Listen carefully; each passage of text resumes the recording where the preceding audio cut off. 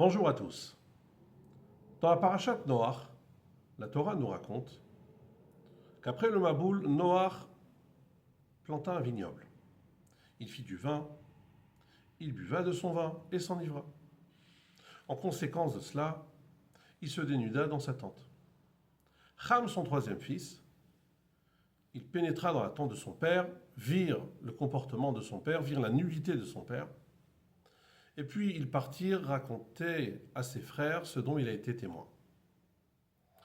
Lorsque ses frères Shem et Yépheth apprirent cette nouvelle, ils prirent un vêtement, le posèrent sur leurs épaules, ils marchèrent à reculons, et puis lorsqu'ils s'approchèrent de leur père, ils tournèrent leur tête vers le côté pour ne pas voir la nudité de leur père. Et puis, ils couvrirent la nudité de leur père.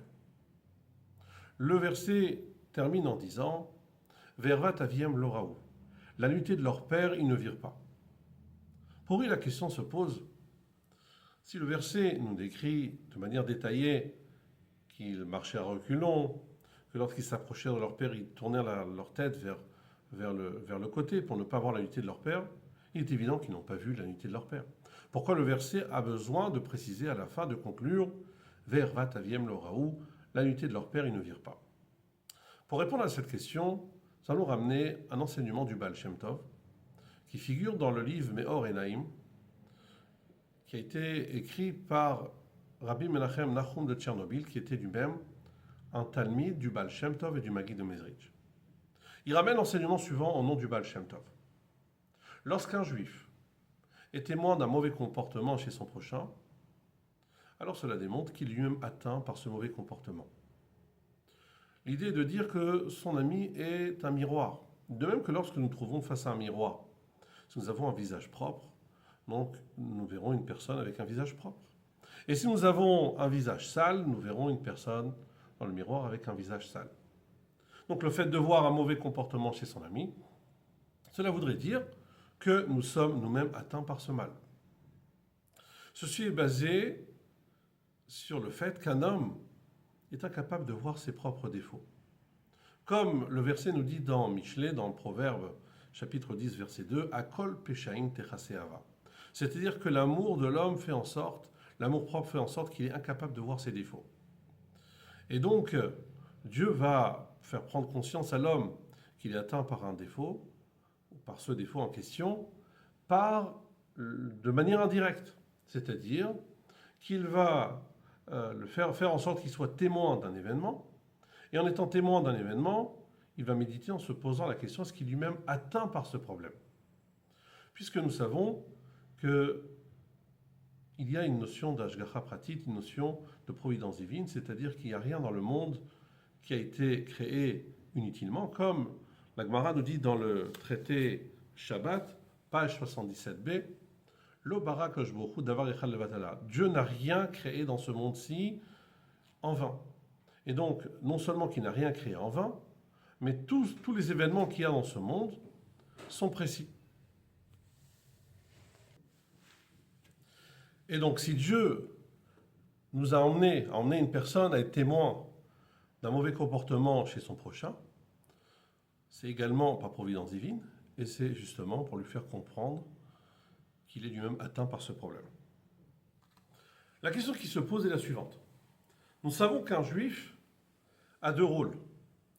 Il a un rôle de se parfaire, d'évoluer lui-même dans le service de Dieu. Mais un juif, il a également un rôle de s'occuper des autres. Comme le verset nous dit, c'est un verset dans Parashat Kedoshim, donc tu réprimanderas ton prochain. Et donc, la question qui se pose est la suivante.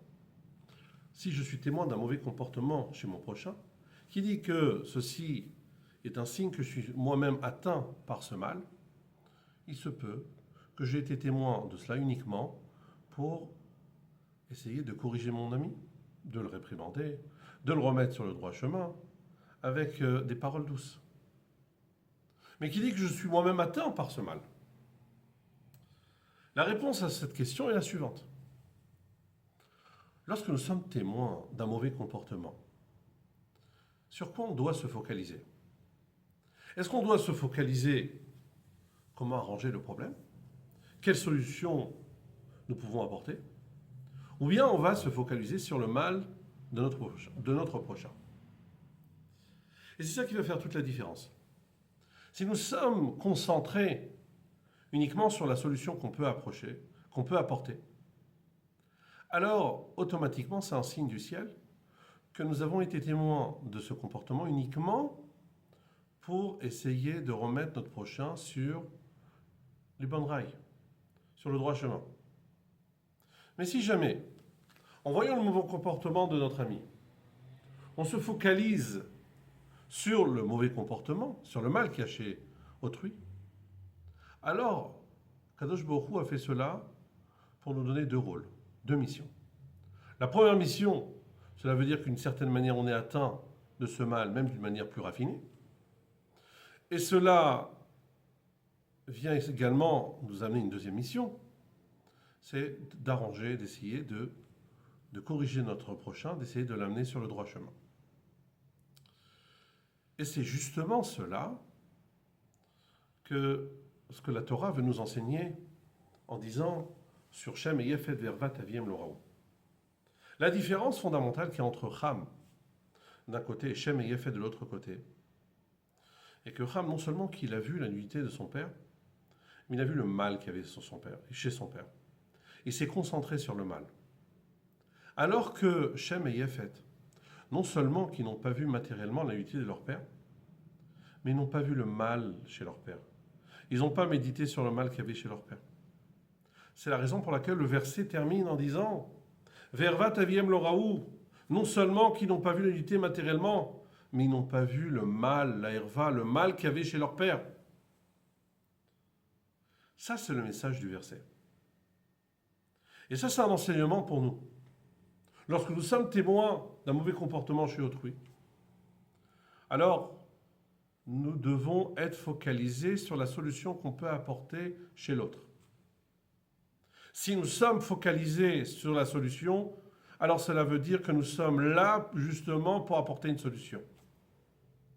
Mais si jamais nous sommes focalisés sur le mal qu'il y a chez l'autre, cela veut dire d'une certaine manière qu'on est soi-même atteint par ce mal, même si c'est d'une manière plus raffinée. Et là, on doit faire une introspection, essayer de se corriger. Évidemment, également, essayer d'améliorer le comportement de notre prochain. Donc nous finirons avec la bracha que Noach a donnée à Shem et Yefet. Il dit Baruch Hashem, Eloké Shem. Béni soit Hashem, le Dieu de Shem.